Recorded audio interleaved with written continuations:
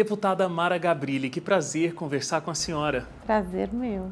Deputada, em 2011, a senhora foi avaliada pela revista Veja como a terceira melhor parlamentar do ano. Então, a senhora tem representado bem os seus eleitores por ter esse destaque entre 513 deputados. Agora, a responsabilidade de representar, além dos seus eleitores, mas também todo o público que tem alguma necessidade especial, tem algum tipo de deficiência, também é muito grande? É muito grande.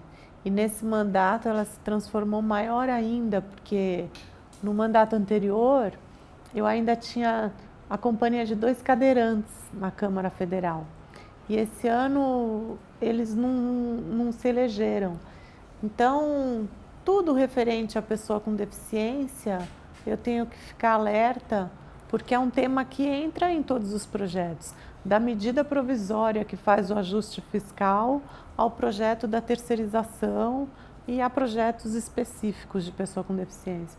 Então, eu e minha equipe, a gente tem que ter esse olhar de guardiões das pessoas com deficiência em todos os projetos que entram na casa, seja o projeto de autoria da presidente ou de algum parlamentar. Então, hoje a senhora é a única cadeirante como deputada federal. Eu sou a única cadeirante, eu não sou a única pessoa com deficiência, tenho algumas deficiências mais discretas, porém eu sou a única pessoa que tem esse foco de trabalho, compromisso com o segmento da forma que eu tenho. Então, assim, claro que eu acabo tendo vários deputados que são guerreiros da inclusão e que me ajudam, mas eu tenho que ir lá e pedir ajuda. Então eu não posso vacilar um segundo. A responsabilidade está grande. Vamos falar um pouquinho da sua história. Em 1994, a senhora sofreu um acidente onde a senhora perdeu os movimentos do pescoço para baixo, certo? Certo. Como é que foi esse momento e essa adaptação? O que é que mais a senhora perdeu com essa condição depois desse acidente? Eu perdi? Perdeu alguma coisa? Então, assim, não teve um momento. A perda do movimento causou alguma outra perda? Então, num primeiro momento, eu fui meio que distanciada da minha própria vida, porque eu fui distanciada do lugar onde eu morava, que era um apartamento que tinha escada. Eu fui distanciada do trabalho que eu fazia, porque parou de ter algum significado para fazer aquele trabalho. Eu fui distanciada de vários amigos, do cara que eu namorava. Então, assim, foi um distanciamento, assim, como se eu tivesse sido destacada da minha própria vida para viver uma outra vida. E não dava nem para contabilizar a perda, sabe? Porque tudo tinha mudado. E ainda com o agravante que eu não respirava mais sozinha e também não conseguia falar porque eu fui traqueostomizada, então não saía som. Então, assim, não era uma coisa que eu conseguisse contabilizar a perda, porque ou eu me concentrava e começava a ganhar, ou eu ficava vivendo uma autopiedade que não me levaria a nada. E, claro, eu fui melhorando, né? Hoje, assim, eu só vejo ganhos. A gente estava descobrindo aqui, pesquisando, o seu tratamento, a sua reabilitação aconteceu fora do Brasil, né? Aconteceu nos Estados Unidos. Foi lá que a senhora percebeu as dificuldades que um cadeirante tem para se reabilitar no nosso país? Não, foi quando eu cheguei aqui. Porque lá foi a primeira vez que eu sentei numa cadeira de rodas e eu conseguia chegar nos lugares. Eu conseguia circular. Então eu estava no centro de reabilitação de altíssimo nível, onde todo mundo era preparado para lidar comigo. E quando eu cheguei no Brasil, o que eu vi? O despreparo, a falta de informação, a falta de acessibilidade, a falta de tecnologia, a falta de equipamentos, a falta de tudo. E o que falta? Falta conscientização, falta educação, falta o quê? falta educação, falta você trabalhar a reabilitação física junto com a reabilitação para o mercado de trabalho, falta saúde, falta a reabilitação em si, que é muito...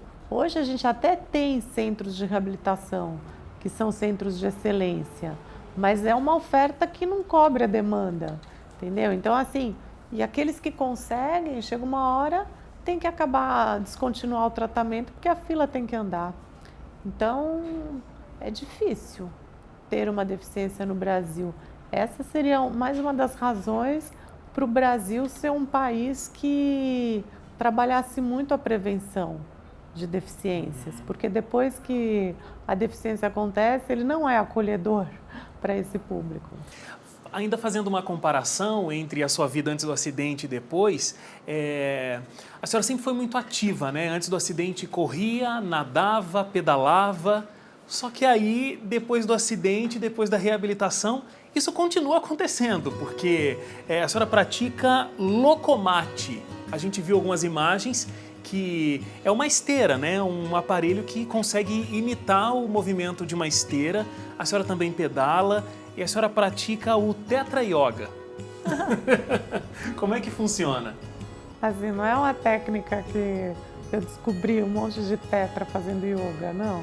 Eu comecei a fazer e eu vi que, assim, que tem trazido muitos ganhos, né? E não só a postura, mas a respiração, a própria meditação.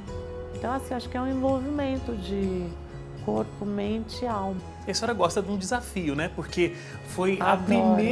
a primeira mulher, na verdade, foi a primeira mulher no mundo a praticar o surf adaptado. Foi, é verdade.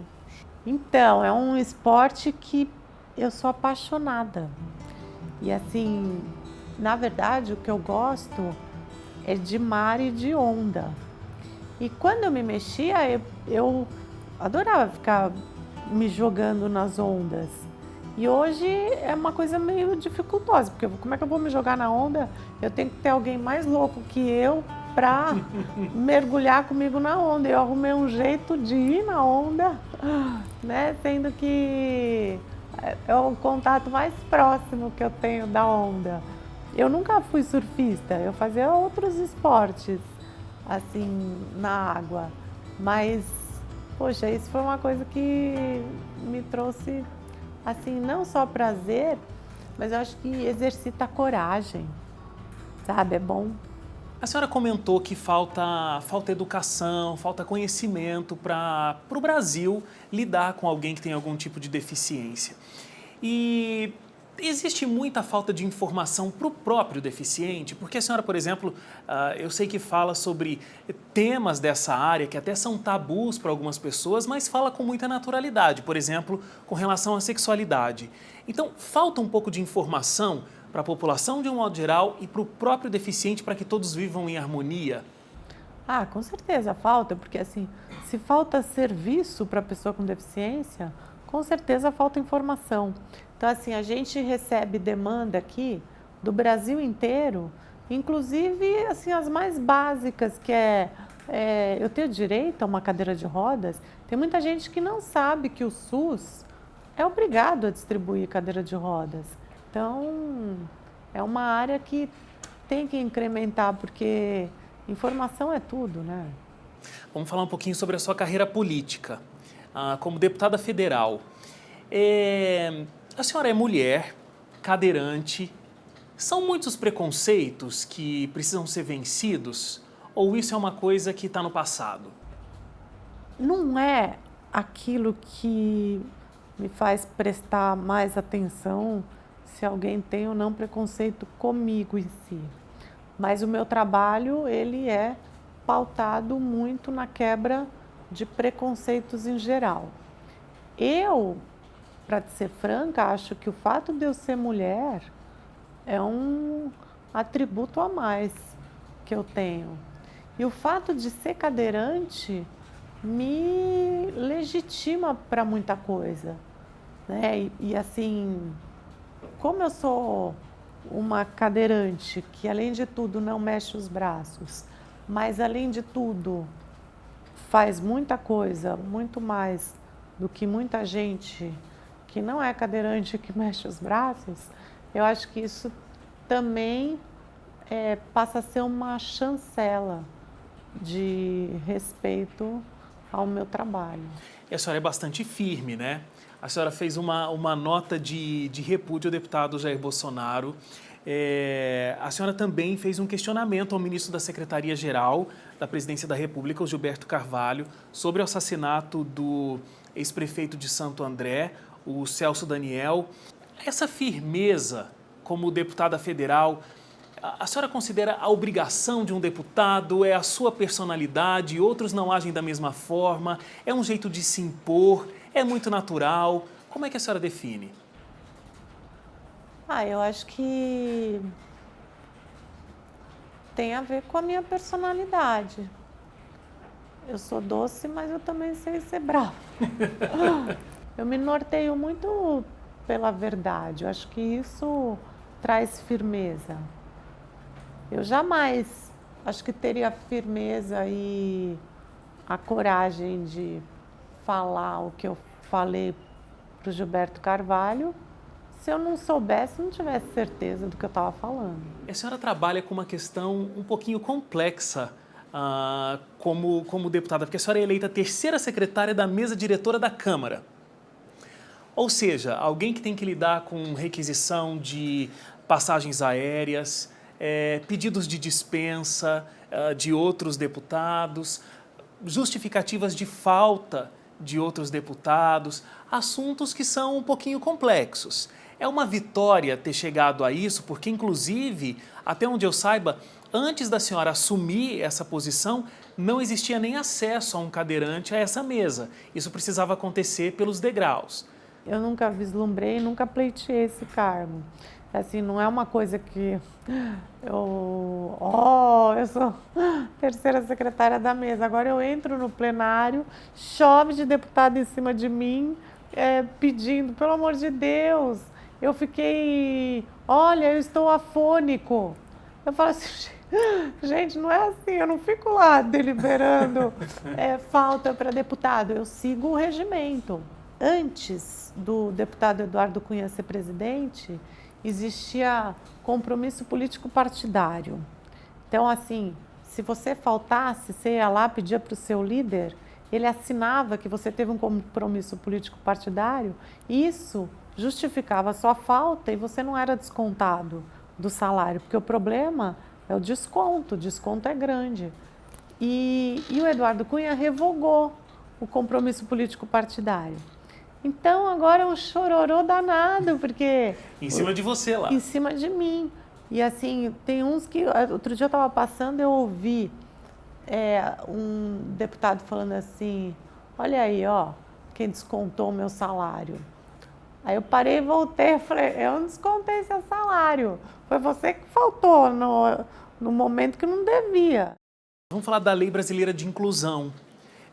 Essa lei ficou 15 anos tramitando ali pelo Congresso, hoje ela já foi aprovada. Quais são os benefícios dessa lei? Nossa, são inúmeros, mas assim, tem benefício na área de educação, de trabalho, de saúde, de infraestrutura, de esporte, de cultura, mas eu acho que o maior benefício de todos é a promoção de direitos mesmo. Eu acho que vai beneficiar principalmente aquela pessoa com deficiência que não tem acesso aos serviços, que não tem acesso à informação e que acaba sendo prejudicada por ter uma deficiência.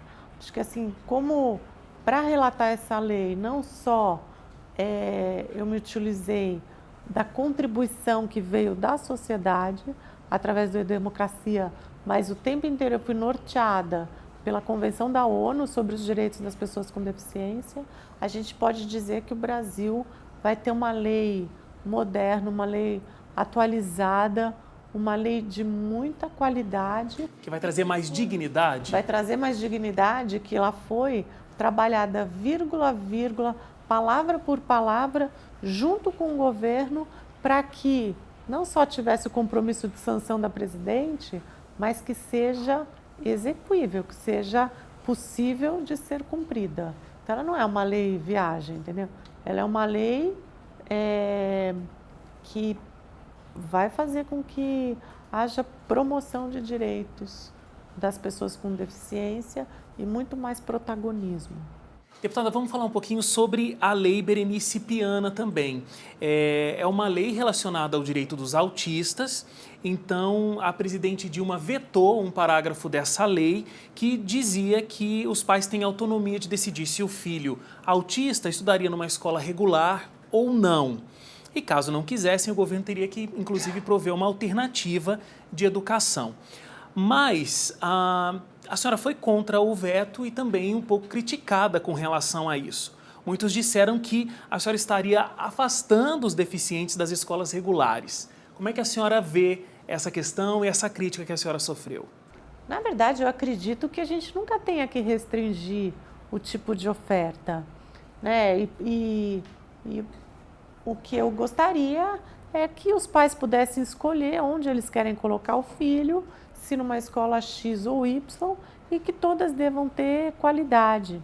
E a Dilma vetou o parágrafo que dava direito dos pais colocarem seus filhos numa escola com ensino especializado. E um grupo de mães que tiveram muita dificuldade em matricular seus filhos na escola regular, porque elas chegavam na escola regular e a matrícula era rejeitada. Então, eles queriam que não existisse a escola especial para poder não ter problema em matricular na regular. Mas não é... O problema está na escola regular, em recusar matrícula. E não existe uma outra forma. Que, aliás, não existe lei que possibilite isso, né? Da escola não aceitar uma matrícula. Não pode. Mas mesmo assim, algumas escolas, principalmente particulares, acabam não aceitando. Não, e assim, essa é uma das grandes necessidades da LBI, porque muitos juízes desconhecem a convenção e dão causa-ganha para a escola. E isso não pode acontecer. E esse grupo que muito me criticou, assim, eu chamei todo mundo no escritório para conversar, para dizer assim quais eram as minhas intenções, porque jamais é restringir direitos, entendeu? Mas sim ampliar direitos, ampliar tipo de ensino. Eu acho que as pessoas têm características diferentes para estudarem em lugares diferentes.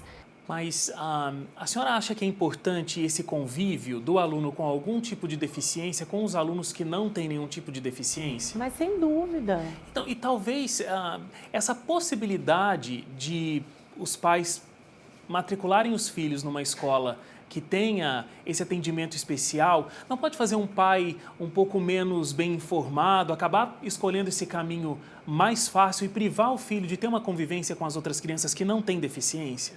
Eu acho que assim que não é justo você subtrair nenhuma criança do direito de conviver com uma outra criança que tenha deficiência. Mas eu também acho que tem algumas situações em que é necessário um ensino especializado. E se isso for feito dentro da escola regular, é perfeito, entendeu? Mas tem que ter um ensino especializado. A escola precisa estar preparada para isso. Ela tem que se preparar para ofertar um ensino especializado. E assim, não me importa se vai ser feito na praça, na igreja, no clube. Não é essa a questão onde, mas é como. É isso que eu trabalho em cima do como. Tem que ter educação especializada, sim. E talvez o fato agora da LBI trazer punição vai fazer com que os profissionais da educação se qualifiquem mais para poder receber essas pessoas. A senhora acha, deputada, que as nossas leis, elas acabam protegendo demais o deficiente? Protegendo no sentido de, às vezes, ser restritiva demais. Um exemplo, impedindo um deficiente de alguma área intelectual de não ter o direito de se casar, por exemplo. Hoje, uma pessoa com deficiência intelectual que queira casar, ela demoraria muito tempo para ter autorização de um juiz. A partir da sanção da lei, ela casa a hora que ela quiser, entendeu? E assim, é um questionamento interessante, né? Porque é você determinar que uma pessoa com deficiência intelectual tem pouca condição de escolher parceiro. Então, aqueles que não têm deficiência intelectual, assim, fariam parte de um mundo que não existiria divórcio, né? Porque, assim, tipo, quem disse, né, que você, por ter uma deficiência intelectual, você não consegue escolher parceiro? Então, a partir de agora, as pessoas com deficiência intelectual poderão casar, poderão votar, poderão ser votadas. Assim como a gente já tem uma menina com síndrome de Down que foi eleita vereadora na Espanha. Então, isso pode acontecer. E se uma pessoa que tem uma deficiência intelectual for lá, fizer o exame psicotécnico e conseguir tirar uma carteira de habilitação, ela vai poder dirigir. Ela está habilitada para isso, não é porque ela tem a deficiência que ela não vai poder dirigir, ela passou no exame, então isso vai ser permitido a partir de então. E essa questão protetiva no que diz respeito ao patrimônio, porque muitas vezes uma pessoa com deficiência intelectual tem dificuldade com números, com conta, né? A gente conhece vários casais que têm deficiência intelectual e que alguém da família ou amigo participa para ajudar a pagar a conta de luz, de água, que é uma dificuldade que, né, as pessoas têm. A com deficiência intelectual é conhecida, tem outras pessoas que têm essa dificuldade, mas a dificuldade é desconhecida, né? Então, eu acho que vai ser uma boa mudança. Deputada, o início da sua carreira política foi na Secretaria Municipal da Pessoa com Deficiência e Mobilidade Reduzida, criada em 2005 em São Paulo. A senhora também foi vereadora em São Paulo? Pela Prefeitura de São Paulo. E hoje chegou à Câmara dos Deputados, como deputada federal, está no segundo mandato. Qual é o próximo passo? Não sei. Porque... A gente vai ter a presidente Mara Gabrilli? Então, sabe, é difícil ainda para mim, porque foi uma carreira política que começou porque eu tive vontade de ampliar o trabalho que eu fazia para incluir as pessoas com deficiência, para melhorar a qualidade de vida delas. Então, assim, eu nunca sonhei nem em ser secretária, nem vereadora e muito menos deputada. É claro que eu tive que almejar ser deputada para fazer uma campanha, que não é fácil, né? E que você tem que querer, né? Mas, assim, o meu desejo sempre foi voltado para o trabalho, né? E hoje, né, eu fico imaginando, assim, não é uma coisa que eu sonho, ai, quem sabe um dia eu seja uma senadora. Não, eu sonho mais em ser surfista do que em ser senadora, mas eu penso onde eu vou poder fazer mais. Porque no processo que a gente vive, um processo que é organizado pela política, então é através dela que a gente consegue fazer diferença para uma determinada classe, ou nem dividindo isso por uma classe, mas pela população do nosso país, né? Então não é simplesmente ter o poder, mas como esse poder público pode ajudar a população. Exatamente, porque assim, não é um fim, mas é um meio. Hoje eu estou pensando muito o quanto eu conseguiria fazer como vice-prefeita. Como prefeita eu não tenho essa vaidade, não. Porque o que eu fico pensando é que um vice-prefeito, ele tem bastante possibilidade de trabalho, ele não precisa ficar indo em eventos e mostrando a cara e fazendo, mas assim, dá para amassar o cacau. Então eu tenho pensado bastante nisso, aqui na cidade de São Paulo. Até porque, com a sanção da LBI, a gente vai ter uma mudança significativa na legislação de calçadas do Brasil. E eu acho que São Paulo Tem um grande desafio pela frente. está merecendo um upgrade aí nas calçadas. Deputada, parabéns pela força, parabéns pelo empenho em todas essas causas e muito obrigado também pelo seu tempo aqui com a gente, pela entrevista. Obrigada a você por me entrevistar. Eu tenho o privilégio de enxergar a vida por um outro ângulo. E não é o ângulo de estar sentada, mas é o ângulo de ter sensibilidade para ver o que muita gente precisa e não pode ter, né, por falta de cultura, por exclusão. É o ângulo de ter ganho uma vida extra, né, uma sobrevida e poder viver isso com intensidade e principalmente o que eu ganhei, acho que foi a capacidade de obter felicidade